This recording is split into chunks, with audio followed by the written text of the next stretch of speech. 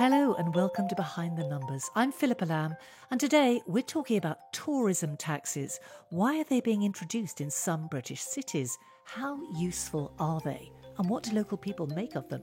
Like VAT, it's a cheap tax to run, and I think that's one of the other attractions in it. When it comes to the acceptability of the tax, the thing that really makes a difference is an understanding of how that revenue is going to be spent. Last month, Edinburgh City Council published draft proposals for a visitor levy scheme. It's going to charge visitors 5% of their accommodation costs per night, capped at 7 nights. The council is following in the footsteps of Manchester, Poole, Bournemouth and Brighton, all of which brought in their own tourism taxes this year. Now, these taxes aren't new, but they are quite new to the UK. Supporters argue the revenue is needed for regional housing, services and the arts. But a poll of ICAW members in Scotland revealed a real division of views, with 55% arguing the visitor levy would not be good for the city. So what are the arguments for and against, and what are the likely outcomes? To get into that, we're joined by two Scottish ICAW members with differing views on the levy. Claire Beck is chair of IMS Network Board and lives in Edinburgh, and Jim Orr is an internal auditor and also runs a small charity. We're also joined by Rhysap Gwilym, senior lecturer in economics at Bangor University, who is researching tourist taxes, and Sue Rathmell, indirect tax partner at MHA.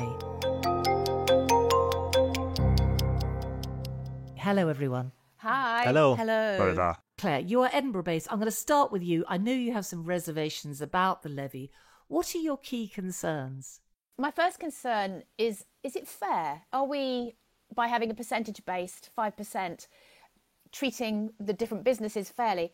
So, for example, hotels already pay significant taxes and rates. And what's the impact on hospitality in general if people have to pay 5% transient visitor levy? Will they spend less on other entertainment or cultural visits or taxis or any of the other millions of ways you can spend money in Edinburgh? Has anyone considered the impact on hospitality? And thirdly, do Airbnbs contribute disproportionately to the noise about the negative impact of visitors on Edinburgh? And are they suffering the same burden of this tax? So there's lots of questions that we probably still need to consider. Unintended consequences are often very important. I mean, the levy, I should say, it does apply to Airbnb as well, doesn't it, equally? And it's a flat rate across all accommodation providers. Is that right? It's a flat rate of 5%. So, for example, the Balmoral Hotel would be charging some guests £170 a night for obviously the most expensive rooms, as Rocco Forte, a fellow ICAEW member, alluded to at the Scotsman in the summer. He raised some significant concerns about the impact of the transient visitor levy. So he's not keen as a hotelier. Jim, I know you're more relaxed about it.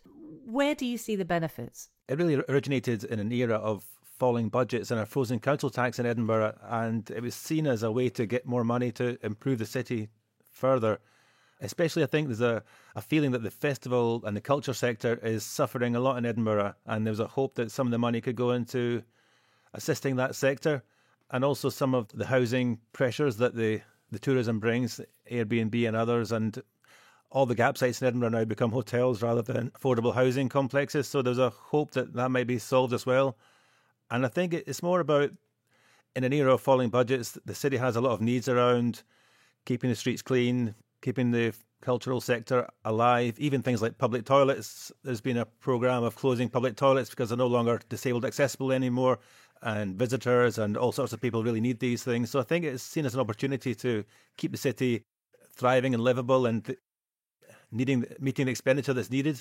And the projected revenue per annum is about 50 million? 50 million eventually in the first year. It's going to come in, the plan is for part of a year, and then within a year or two it should be around 50 million, yeah. So you don't have concerns that it's going to put tourists off? Not particularly, no. If I have concerns, I would say 5% perhaps is a little bit high, but my main concern is, can the City of Edinburgh Council actually spend the money wisely and in a way that's going to be of value to the city, and people are going to say that they don't mind paying the money, because this City Council hasn't always had a fantastic reputation for the way it spent money. There's a few scandals here and there we could go into, but it's more about the trust. Are you thinking of the new tram system, Jim, by any chance? Yeah, that plus multiple others. So it's the way that the money might then be administered that's the concern for you, rather than the fact that they're levying it. Yeah, I think also it's very hard to ring fence any money in any council, because any money you spend on something that's ring fenced, you're saving money elsewhere, and you don't know if that money would have been spent anyway, sort of thing. So I think as long as it's spent wisely, people are going to be happy with it, and the plans do look reasonably wise. There's not an awful lot of help going towards the culture sector from the plans, but I'm not entirely sure how easy it would be to spend funds in that direction. There is money going to go into affordable housing or making unviable housing projects work. That's really welcome, but it's not really related to the culture sector. What's your sense of the response from the business sector, Jim? Do you get the feeling that they're largely for or against? There is a significant opposition, and it's been voiced by the Conservative Party in Scotland, in the council and in the government, but not entirely. There's Edinburgh Hotels Association were cautiously optimistic. I think they don't mind too much as long as they see the benefits, and if they feel that Edinburgh's going to become a more popular and more worth visiting city, then they'd be okay with it. But I think the proof of the pudding is in the eating, as it were. So it hasn't been entirely negative, but there's been quite a lot. I think especially from the smaller level hoteliers and Airbnb side have been just negative. It's the ones that want to cut all costs. Sue, tax is your area. I know you have clients in the hospitality sector. Presumably you're not happy. It's not so much me, Philippa, as my clients. They're not happy. What they're saying to me, and in particular talking about the golfing sector, which is big in Edinburgh. There's a number of very prestigious courses in Edinburgh, and especially Americans are very happy to visit Edinburgh and play golf. And what they're saying to me is that it's an unfair tax on already very expensive services within Edinburgh, and it puts Scotland at a disadvantage to their main competitor for golf holidays, which is Ireland. And if we widen this a little bit to look at Ireland and other countries within Europe, we can see a massive disparity between what's been suggested by Edinburgh compared to other countries.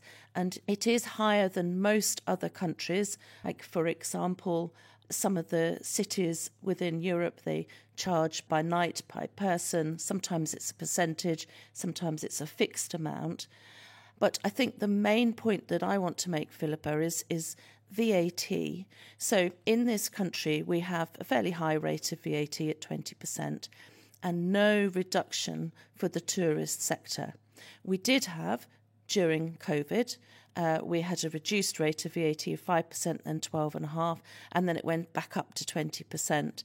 But across Europe, on the whole, they apply a reduced rate of VAT to accommodation. 25 out of 27 EU countries have a reduced rate of VAT that they apply. Substantially reduced? Yes. So, for example, Belgium, 6%. Also Portugal, 6%. Germany, 7%. Greece, 13%.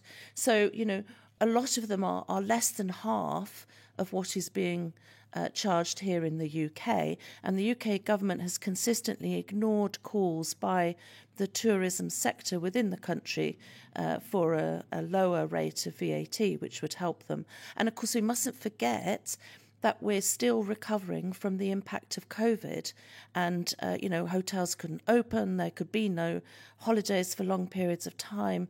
Tour operators had a dreadful couple of years just recovering, and now to be hit by an additional tax in Edinburgh on top of no reduction in the VAT, I think it's a mistake. Is there a real sense then that it's going to make these cities uncompetitive with mainland Europe?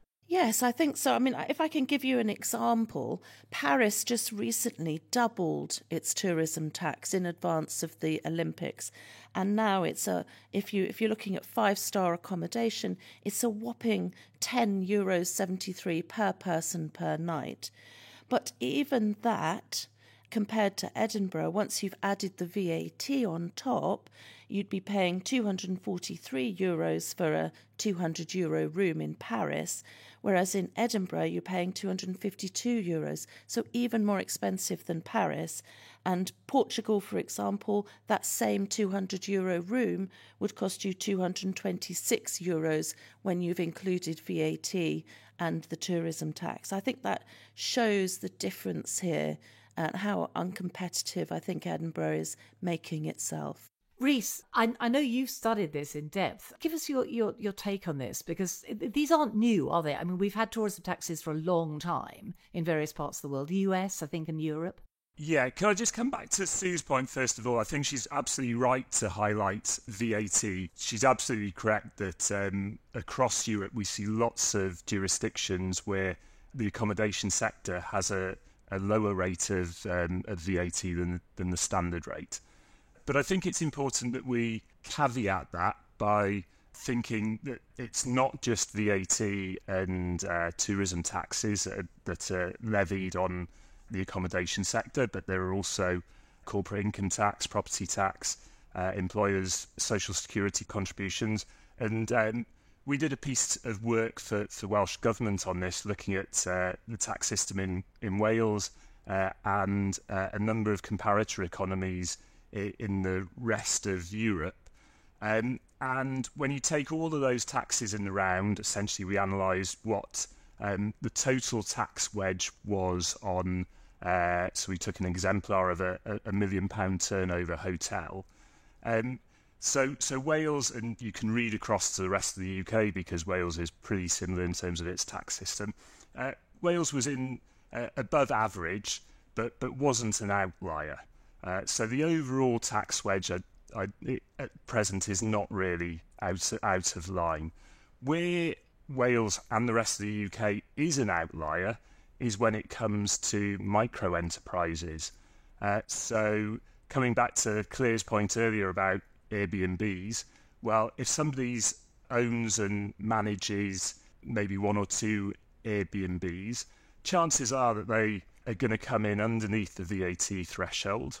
If they're registered for non-domestic rates, they probably get small business rate relief, in which case those micro enterprises are paying, much lower taxes than we see for similar enterprises across the rest of Europe.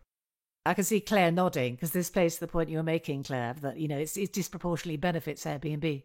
Exactly. It disproportionately benefits those micro entities who aren't subject to VAT below the limit and who don't pay business rates, about which there is a lot of talk about the need for significant reform in Scotland. And so it'll disproportionately target our more prestigious accommodation, hotels like the Balmoral in Edinburgh. But is there an argument that, this all plays into the, entrepreneurial spirit that the government wants to see to raise productivity? Small businesses should be encouraged. There's an argument for encouraging small businesses, which should be welcomed, but not disadvantaging the bigger businesses, the five-star luxury hotels, not tying their hands and feet together so they can't trade profitably. It's the balance isn't quite right. Personally, I think a flat rate per person per room for a couple of euros, a couple of pounds, would have been the better way to go.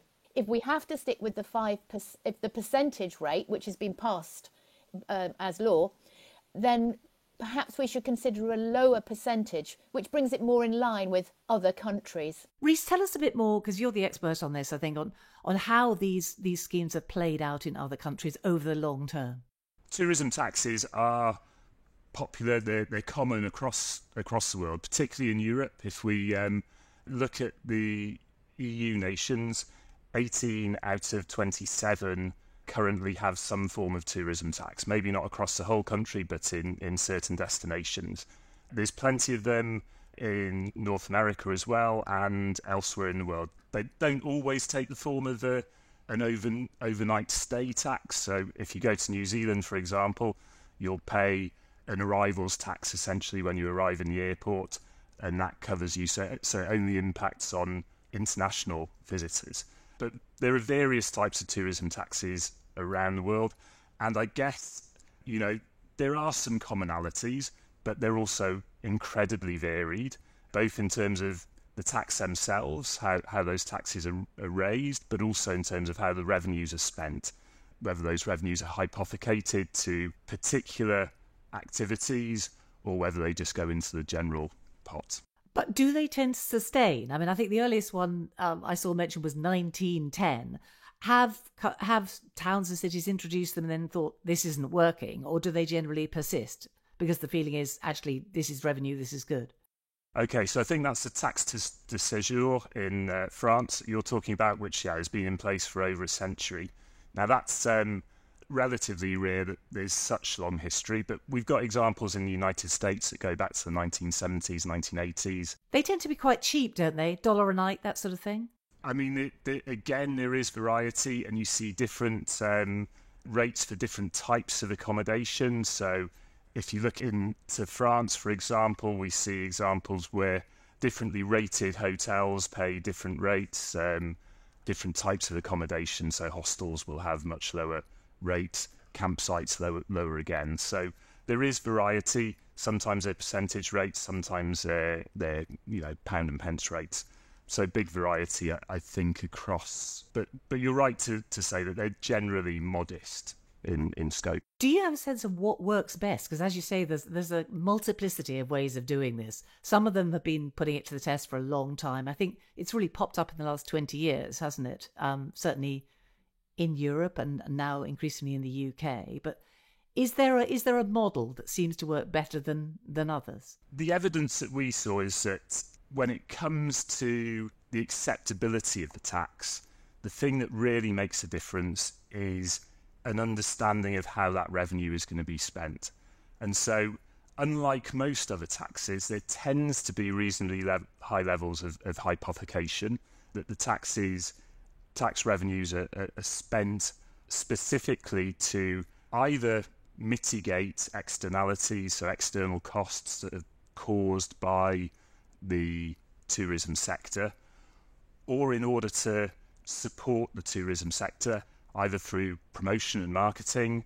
So often these taxes are funding destination management organisations, or else to support tourism infrastructure, whether that's on a large scale. So if you look at the tourism tax in Orange County in Florida, it's been used to fund a multi-billion-pound conference centre.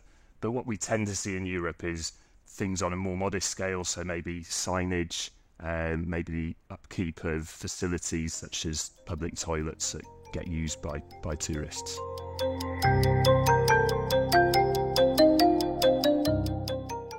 I mean, Jim, this goes back to the point you were making. It's about if the money's going to be raised, it's what they do with it, isn't it? And it's an interesting question because I think what I saw from the protests in Spain earlier this year, it was people who weren't benefiting directly from the influx of tourists. They just had all the downside and they weren't working in hospitality, so they just saw their city overrun. I mean, is there an argument for actually spending the money, not as Rhys has just described, on promoting or enabling tourism, but actually on benefiting the people who have nothing to do with that sector as a kind of compensatory scheme? Unfortunately, the council are limited by the government's requirements, which the benefit must be towards business and leisure visitors primarily. I mean, I was thinking while Rhys was speaking that what visitors really want is a cheap room. This is the opposite by putting the price up. So, and there are some plans for helping areas of deprivation within the council's plans, and that's to be welcomed. And also even the plans to bring unviable housing back into use. I think there's a caveat in the council report saying they're not sure this is allowable within the Act. So a lot of it depends on what the Act lets them do. But I think in principle, I mean, having been optimistic about somehow having the culture sector getting some assistance, I'm not quite sure how that's going to pan out. Then it would be great if there could be some more general benefit towards the whole city, because actually the main plan just now is for the city to be clean and green and livable. And actually the city centre is really beautiful and well maintained. The parks are nice, and yeah, there could be more toilets and a few things like that. But it is good. And the main priority for the city actually is inequality. And if that could be addressed by the tourist tax, I think that would be really welcome. But there are limitations from what the government can do and what the council will want to do. And as you say, 50 billion is not a huge amount of money if you're talking about projects like that. But I'm wondering, is the legislation too tightly drawn? What do we all think about that? The legislation specifically talks about a percentage charge basis And I think it would have been helpful had it allowed for a per night per person, which has worked so successfully in so many countries for so many years, without too much noise. So, for example, Italy, I remember 40 years ago going to Italy and being surprised at the 2,000-3,000 lira extra being added to your bill. But it's worked. I think the real noise more recently, for example, in Barcelona, is because people can't afford to rent their homes. I think that might be what's behind the real interest in a transient visitor levy. And Edinburgh has addressed channeling some of the funds to housing, but as we've all recognised, it's a drop in the ocean. 5 million, a figure, is earmarked within the expected 50 million revenue in the third year. That 5 million is earmarked for housing, but that's it. And perhaps this doesn't address the accommodation issue.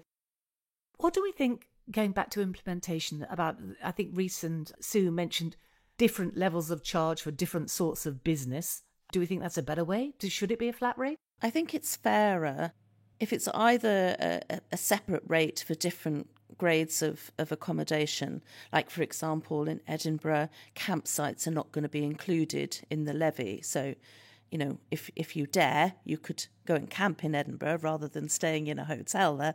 I don't think I'd like that. But so that's a little bit of perhaps fairness there. I mean, for example, Manchester, let's have a look at Manchester.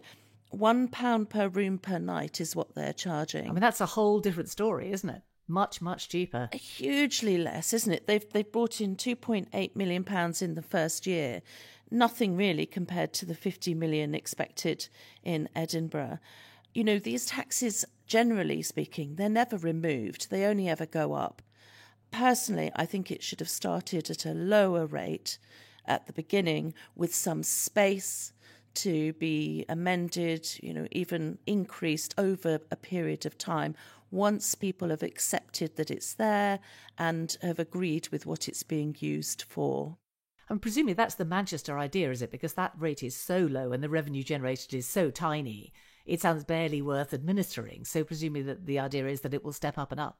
I presume so, yes. I mean, that's another point, Philippa, you've just made there, that the administration, of course, it's the local businesses that will be doing the administration. They are the ones to collect. They are the ones who will submit a return and make payment of this tax. Like VAT, you know, it's a cheap tax to run. And I think that's one of the other attractions in it for the city. We've read some really interesting points around this, and obviously we don't know how it's going to play out in Edinburgh yet. It would be interesting to hear all your thoughts about how you think it could have been done better. What would be a better way of doing this? I'm going to start with Rhys, because you're the one who's looked at all the schemes across all these places. What's your sense of the best model?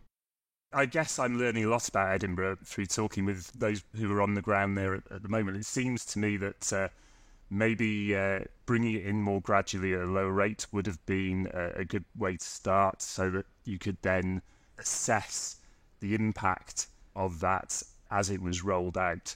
Now, one of the things that we found when we did our work, and we looked at 7 different case studies of tourism taxes around the world, mainly in Europe and North America. What we found was that actually they had been relatively well received, that there wasn't negative impact in any of those cases on arrivals, on tourist numbers coming into those destinations. The revenues raised were allowing those destinations to improve their offer and to increase the value added of the tourism sector in those localities. So it's a virtuous circle? I think it has the potential to be that. Of course, it needs to be well managed.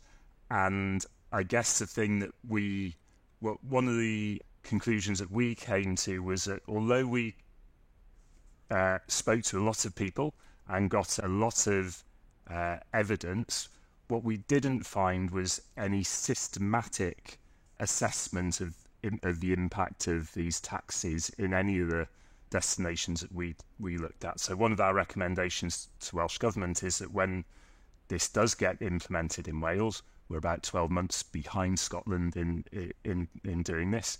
But when it does get implemented, it really is important that we carry out some rigorous assessment. The great thing with this tax, of course, is that it varies in Scotland and in Wales by locality. It's going to be local authorities implementing it in Scotland and in Wales. So we should be able to see a variety of different ways in which the tax is implemented and to be able to make comparisons across those different areas. Yeah, that would be fascinating. Jim, your thought on how this could work better? Firstly, I would say one thing I do like is the fact it's a percentage rather than a flat fee. I don't think it's fair to have people in a hostel, in one hostel bed with a big crowd, paying the same rate as someone in an expensive hotel. So I do like that side of it. I think they're limited by the Act, obviously, by what the Parliament will let them do. And I feel it's almost impossible to ring fence anything properly, that any money that's being raised is going to get spent on core budgets, essentially. And I think that we'll just have to wait and see what the council report and how well they do and how well it is welcomed. I think personally I do like the fact that the council prioritise inequality and things like affordable housing. It's a real crisis in Edinburgh. It's like a little London, Edinburgh. There's so much demand from people who want to come and live here because of the quality of life, etc., and it's driving people out of the city. So I would really like, in an ideal world, for this levy to be used to have affordable housing for people and transport links to towns near the city so they can get in and out, because it's becoming unlivable for too many people, and it's a real sore point. Apart from that, I think I would say I welcome the levy, and I'm hopeful that it's going to get used wisely, and that we'll look back and say that it was a good decision. Claire? It's been really interesting discussing this. I've got a very much clearer idea about how this levy might be introduced in the best way, given where we are. I would absolutely advocate reducing it from 5% to nearer 1%. I think 5% is flawed because it perhaps hasn't taken into account the high VAT rate, as Sue described, where we charge 20% on hotels, very different to Germany with its under 10%. And also, our hotel rates in Edinburgh are extremely high. It's a beautiful city. It charges very high rates. So there's a double whammy going on there, which will make the 5% perhaps appear overly greedy or overly high. Secondly, echoing Jim's points about accommodation, this noise, I believe, has come from the lack of affordable housing for people to live and for their children to live in cities. For example, Oban, Edinburgh, Barcelona. It's the same noise. And not enough of the 50 million in year 3 is perhaps being targeted towards supporting, helping people have a place to live. And thirdly, perhaps we also need at the same time to look at Airbnb. Are our 4,000 units in Edinburgh, is that too high? As about 20% of what we've got in accommodation offerings to the visitor. So those would be my key suggestions as to how we might best use this transient visitor levy to a good effect. Really interesting, Claire. Sue, wrap it up for us. Or would you rather it was just gone in its entirety, the whole idea? Are there ways you think you would find it more acceptable, your clients would find it more acceptable? Funny you should say that about just getting rid of it. Look, I do feel a couple of things I want to say. Firstly, I don't think it's for the country's hospitality sector to bear the burden of bringing in money to help the people who are living in a city, frankly. It's a sector that employs a huge number of people. A lot of them are on minimum wage. And I think we should be encouraging our tourism and hospitality sector by not putting in charges like this and by reducing the VAT level. Personally, I think it's too soon after COVID to introduce this kind of a charge. I think it's a mistake. I agree with Claire, it's far too high. It should be much lower. And I think we should be listening to the businesses in Edinburgh as to what they're saying and their opposition to such a tax. I think that's the bottom line, that it is not going to help tourist and hospitality businesses in Edinburgh.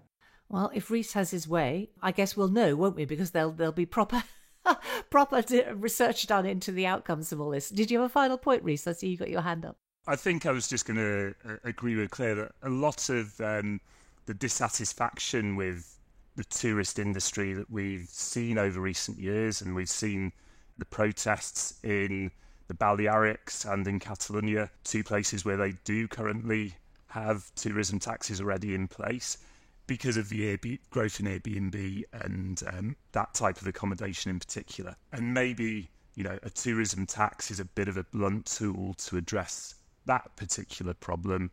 Maybe you need to start thinking about the planning system and other areas of policy if you're going to attack that particular issue. But I think there is, my great hope when we do get a tourism tax introduced in Wales is that it will mean that there's a pot of funds there that can be used in order to enable the tourism industry and the host communities to actually come together and find a way of using those revenues in a way that benefits both the sector and the communities who are hosting it.